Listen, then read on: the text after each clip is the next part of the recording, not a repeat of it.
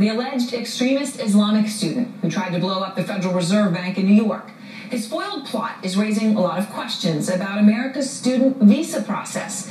The 21-year-old Bangladeshi, who came to the United States on a legitimate student visa, first attended Southeast Missouri State University. That was this spring.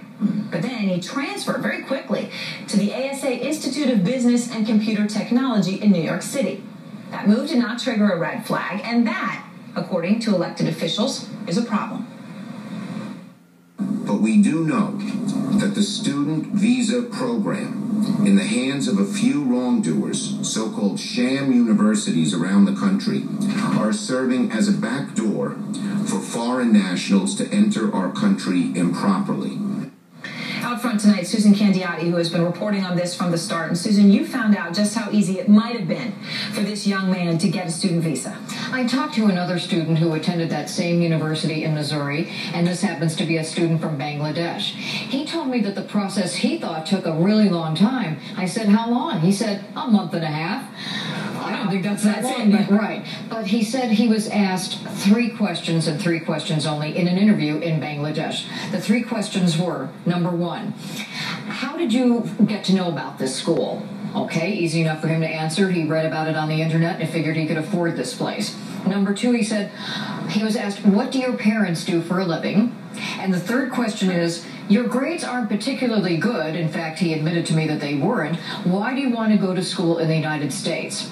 And the student told me, but he told the interviewer, I thought maybe if I worked really hard, I could do better in the United States. And that was the simplicity with which he answered those simple questions, and then that was it. That, along with an application he said that his father took care of, so he really didn't know much about it, a written application. That's incredible. Now, what else have you found out about the family of the Bangladeshi student who tried to blow up the Fed? Well, perhaps not surprisingly, but the family was tracked down in Bangladesh, and they said, we don't buy what the federal prosecutors are saying about our son.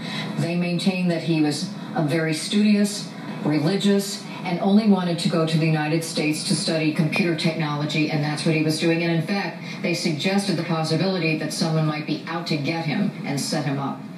And that's their version of it. But in terms of these visas, I mean, I guess it's hard to say how this goes from student to student, college to college, or country to country, right? That's true. And, for example, you heard Congressman Schumer say that there are sham universities out there. No one is suggesting in this case that the university in Missouri is anything of that kind, but he is calling for an investigation into the process to see whether it could be improved. All right. Well, Susan Candiotti, thank you very much. Sounds like something we need, especially given the fact that we supposedly want so many more foreign students in this country.